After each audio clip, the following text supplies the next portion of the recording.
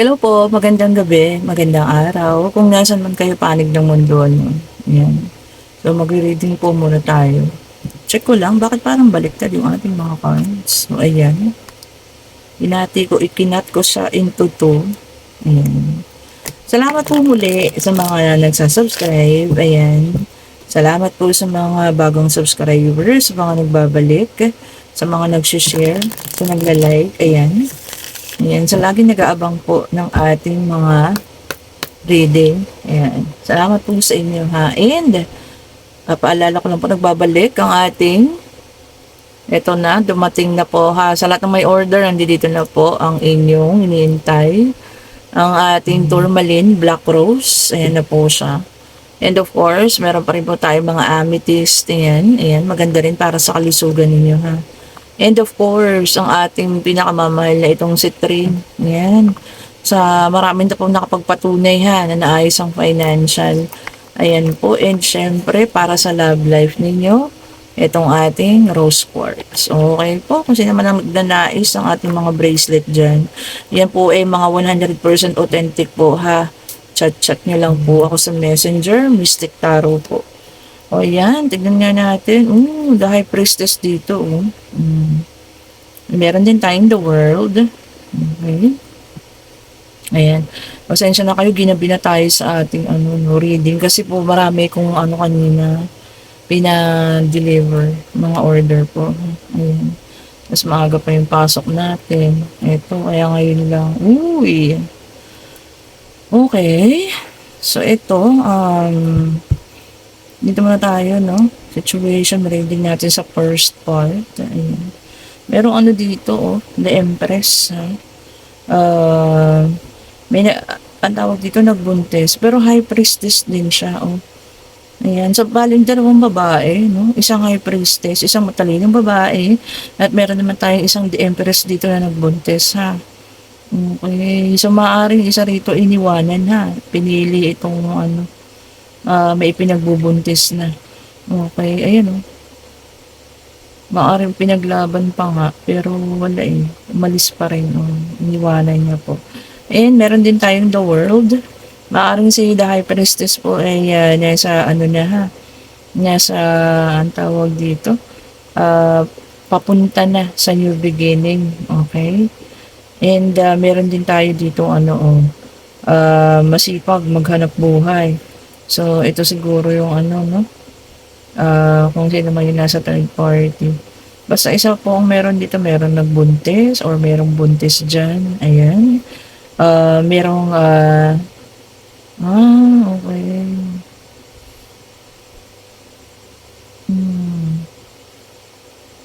Meron ditong loss. So, merong may nawala. Okay po, maaring itong natin, buntis dito, maaring nakunan to ha, sa The High Priestess natin. Okay po. Hindi pala, sorry, The Empress. Ayan kasi meron isang nagluluksa. May nakaluksa dito. Nakikita niyo yan ha. Meron nakaluksa po. Ayan, so maaring meron po ha. Merong pumanaw, merong nawala ha.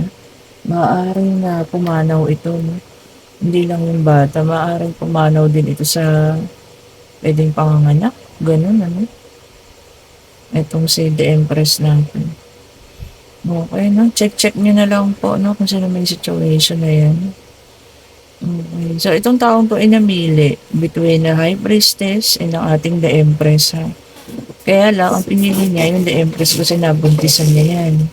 Ito namang sa High Priestess natin, nasa New World na, nasa pagbabago na. And, meron na rin siyang kadiling. Kaya lang, ang nangyari, ito, parang may nangyari dito sa The Empress, something. Maaring hindi lang basta-basta nakunan, Maaring nawala po. Kasi, siya, luksa. Nagkaroon ng grief yung isa, ha. Okay, so check pa po natin, kung ano mga pangyayari na to. Okay, so dito, sa ating first part ng situation, ha. This is a love triangle na naman ang nangyari dito, no. So, meron taong umalis dito, iniwan yung maaaring yung nauna niyang kapartner at sinamahan tong ating The Empress. Okay. Kaya lang, ang nangyari, nagkaroon ng ano rito, problema. Maaaring nagkaroon ng problema to sa panganganak, no? So, ayun, maaaring nawala sila parehas ng bata or nawala yung bata, ha? Basta meron pong nawala dito, no? Dun sa sinamahan ng atin kung sino man yun, ha, na may ka-third party. Okay? And ito naman yung isang babae, no? Si The High Priestess, no? Ayan, naging okay naman na siya kasi meron na rin siyang kadiling. Ayan. So, ito ngayon, parang naiwan na nagluluksa, ha? Yung taong umiwan sa kanya. And ngayon, puro trabaho na lang yung pinagtutuunan ng pansin ko. So, nagkaroon ng tragic, no? Tragic yung nangyari, oh. Nagkaroon ng loss. So, ayun po, no? Nagkaroon ng tragedy. Ang ibig ko palang sabihin, ha? Pero itong taong iniwanan naman, ayan, na niloko nila, nasa pagbabago na. And siya namang umaayos na yung buhay, no? So, dito sa situation na to, masasabi natin na yung karma, umikot na, no? Maaaring nung una, parang masaya pa sila kasi naloko nila tong isang ito, no? Pero ang nangyari, umikot ng kapalaran. So, sila naman yung na-karma. Okay. So, yun yung sigurong gustong iparating sa atin, no? Kung meron man ganitong situation, ano, na hindi sa lahat ng panahon, magwawagi po yung mga ganong taong, especially, no, kung ang babae ito, inakit lang. Lalo na kung itong dalawang ito, kasal, no? Tapos, naghiwalay ng dahil sa kanya kasi nga buntis siya. Di ba? Tapos, nagkaroon ng karma na gano'n, ano?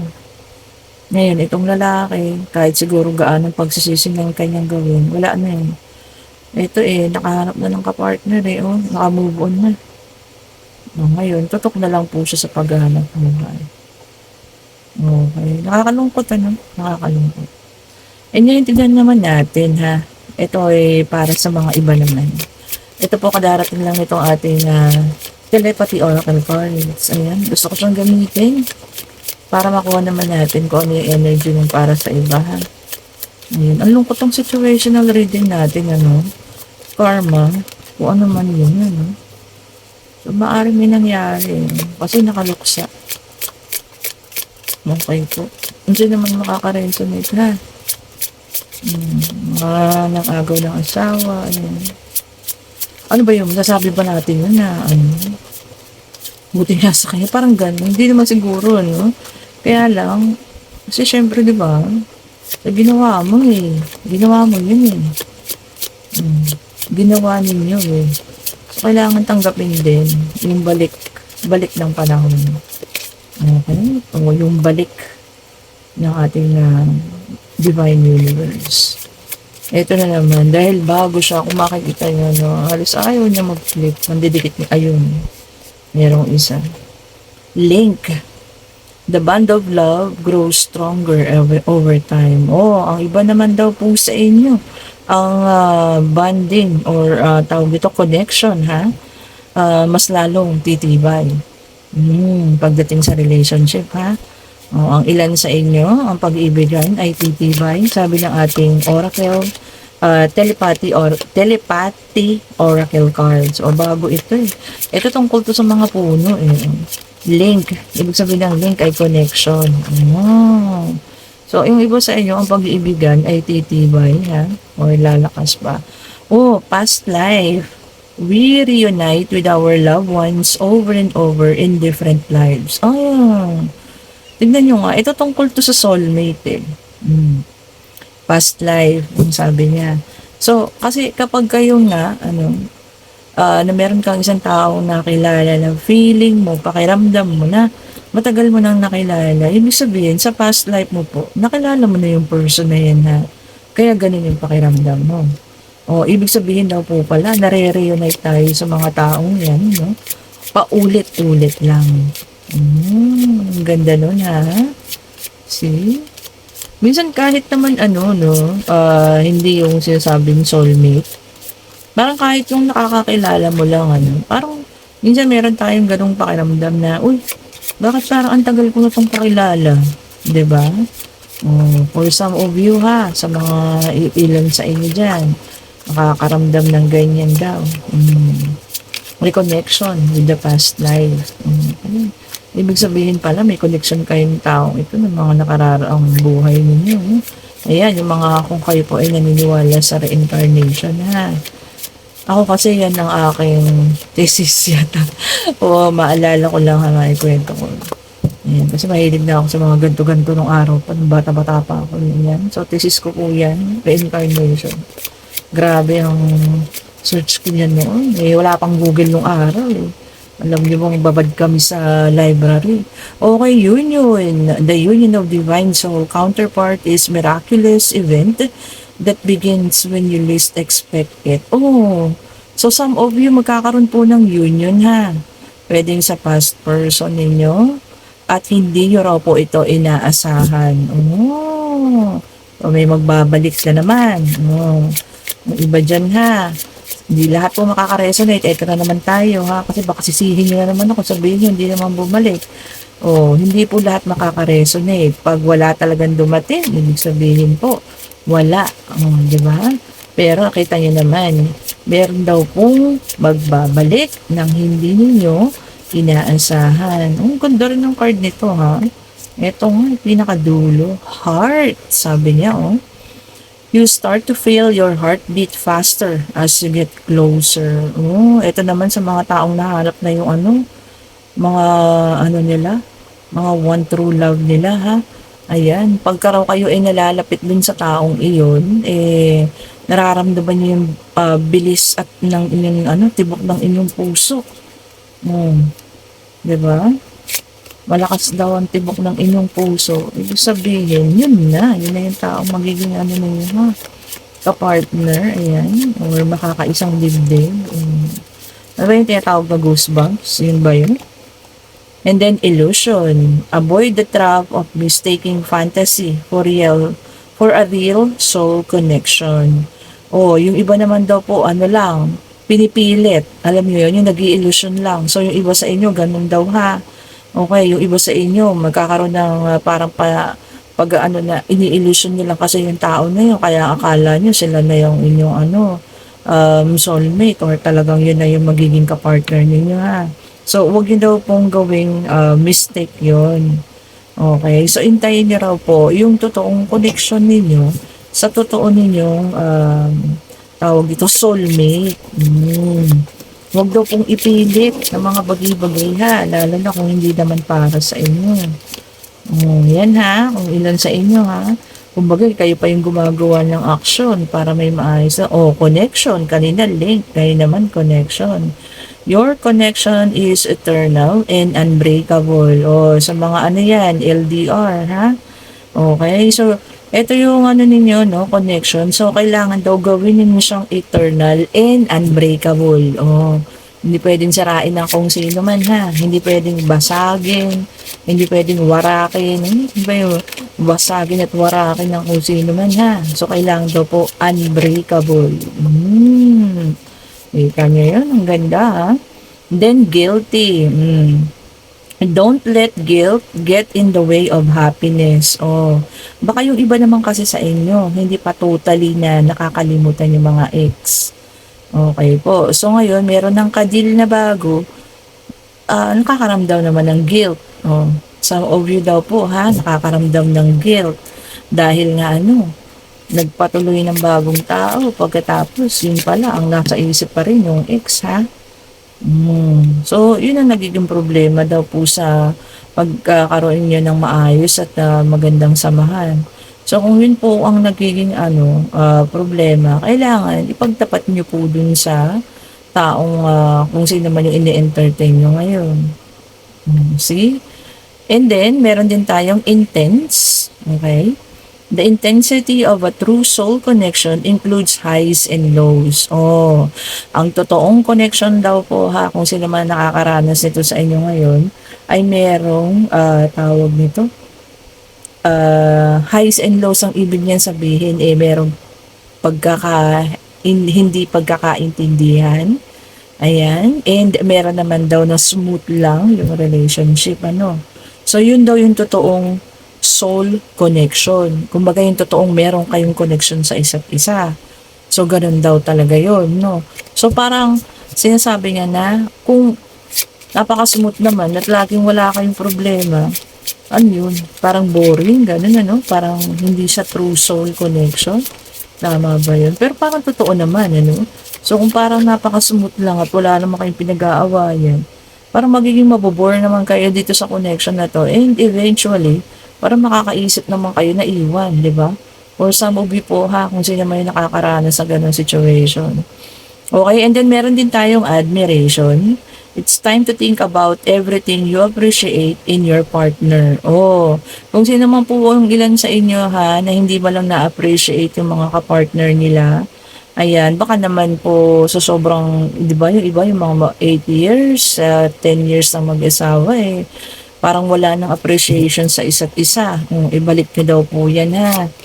Okay, so ang iba sa inyo, ganyan na raw po yung mga relationship. So, bring the spark daw po ulit. Yung pag-alabin. So, i-admire ninyo ulit ang isa't isa ha. Para maging healthy ulit yung relationship. Ganda rin yung card po na ito ha. Yan. Kumbaga ito yung mga gabay ha, sa mga relationship po ninyo ngayon. Ano? Okay, kung sino man yung mga nakakaranas ng ganyang relasyon. And then, allure. Consider the situation carefully. O, kung ano naman daw po yung mga situation ninyo ngayon na nangyayari sa buhay-buhay ninyo. Kagaya nitong nabasa natin ngayon ha. O, kailangan i-assess, pag-aralan ang mga situation po ha. Maaari kasi mangyayari pa lang yan, nangyayari, no? Parating or tapos na. So, kailangan nito po malaman din ha. At siguro doon nyo rin maiisip kung bakit nagkaganon yung relasyon pagkatapos ninyo malaman or ma-assess sa sarili ninyo kung ano yung mga kung ano yung mga nangyari po ha. Okay, and then twin flame. May nabunot tayong twin flame. Twin flames themselves contain an aspect of each other's personality. So, ito kasi pag twin flame, di ba, inulit ko na nga, iisang flame lang siya. Kaya yung aspect nila, or iisang personality lang po ito, ha. Ayan, kumbaga nag-split lang kayo into two. Ayan, so iisa lang kasi ang twin flame eh. Yun nga, magkakatagpo kayo, no? Pero talagang hindi kayo pwedeng magsama eh. Paglalayuin at paglalayuin kayo. Okay, kasi naman yung nakakaranas ng ganyang situation ngayon ha, sa inyong buhay pag-ibig. So, i-check nyo na lang. And then, trust. You need to trust in a relationship for it to thrive. Kung sino naman po yung may trust issues sa ngayon ha, ayan na, ang Divine Universe na ang nagsabi. Kailangan niya po magtiwala, maniwala po ha, para daw po itong relation na to ay mag-succeed.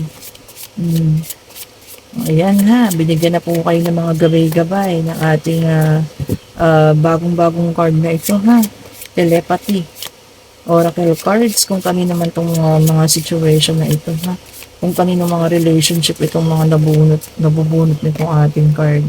Okay, and then cherish. Sabi niya, cherish. Protect your relationship well. Ganda ha.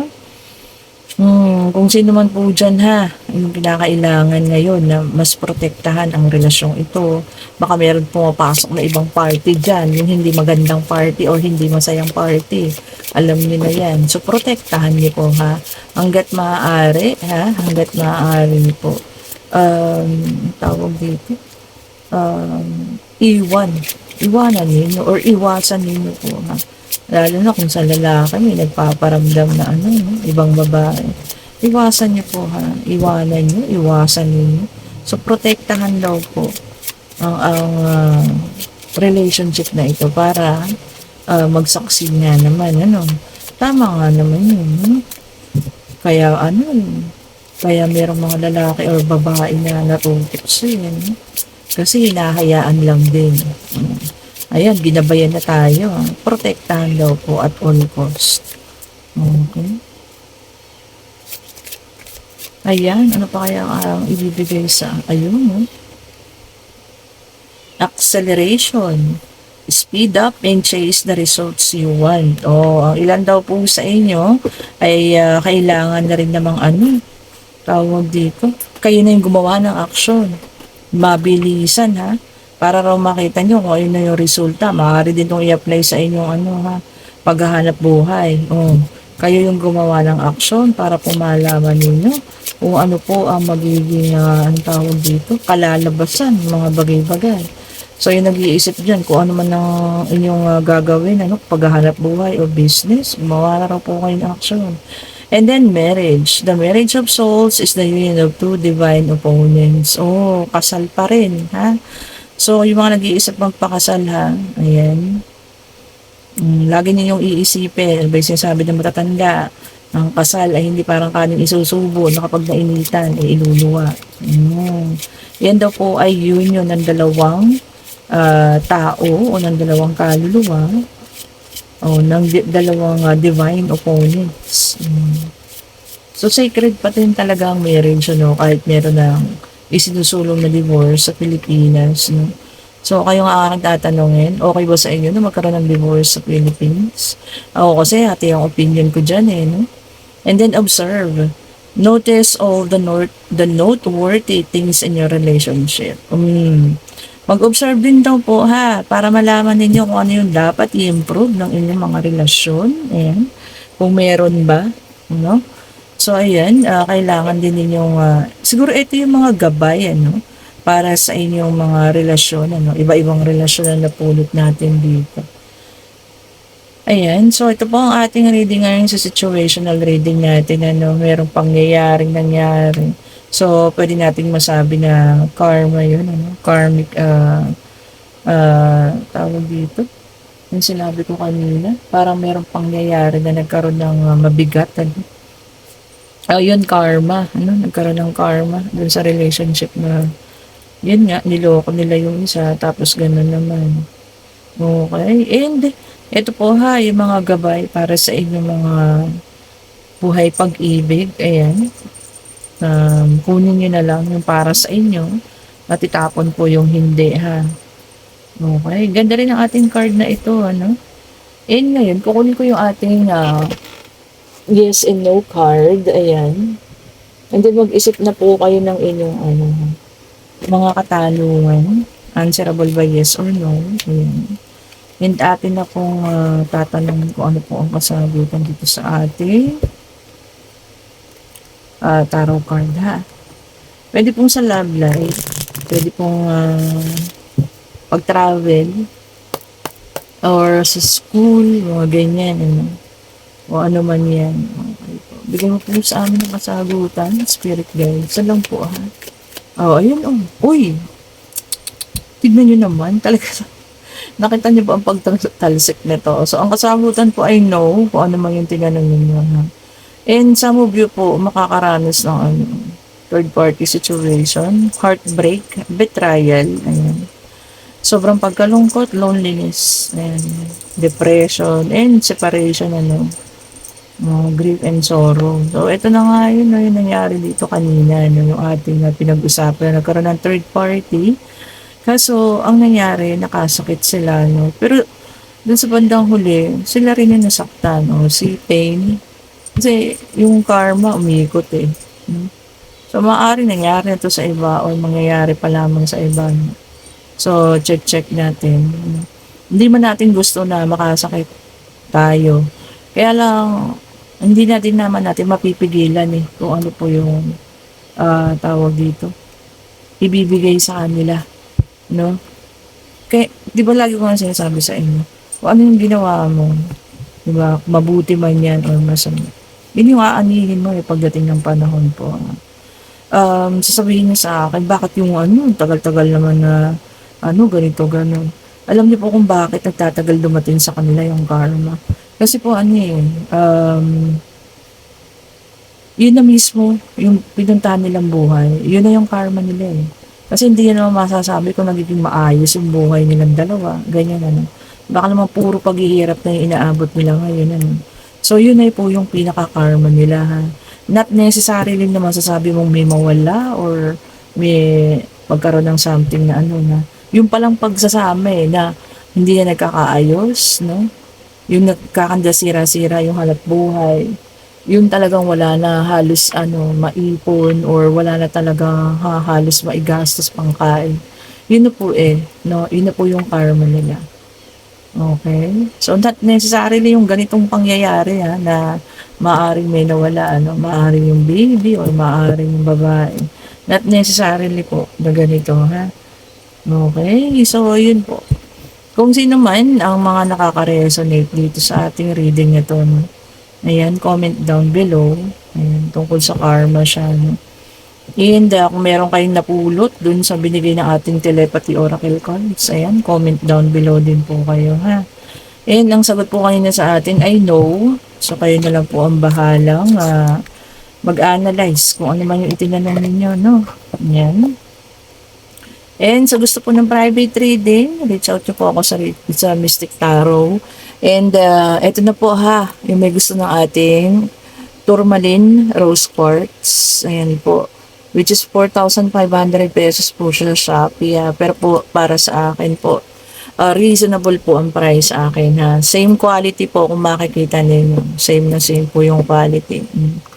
And syempre, meron pa rin tayong amethyst. Ayan po. Kung sino nangangailangan para sa good health ha. Kung may problema kayo sa mga sakit-sakit dyan. Ako kasi meron, no, kita nyo. Alam niyo po bang meron akong heart enlargement, meron akong diabetes, ayan, fatty liver.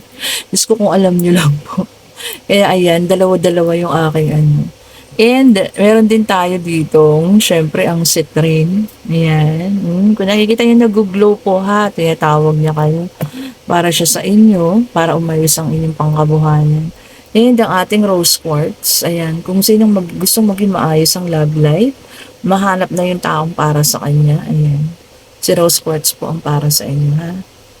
Okay po. Ayan. Thank you so much po sa panonood. And maraming salamat po sa pag-support niyo dito sa ating channel, ha. And ayun na nga, naipakita ko kanina kung magkano yung unang sahod natin. Kulang ko lang 7,000 po, ha. Pagkatapos ng binawas na lahat ni YouTube yung mga ano po, gusto niyang ibawas dyan, mga taxes at kung ano-ano pa. And syempre, naibili na natin ng tablet ang inay kasi talagang kung makikita niyo yung luma niyang tablet, talaga nakakaawa. Oh, ayun. So, ayun po, no, sana nagustuhan niyo ang ating reading. Ayan. Maraming salamat po. And,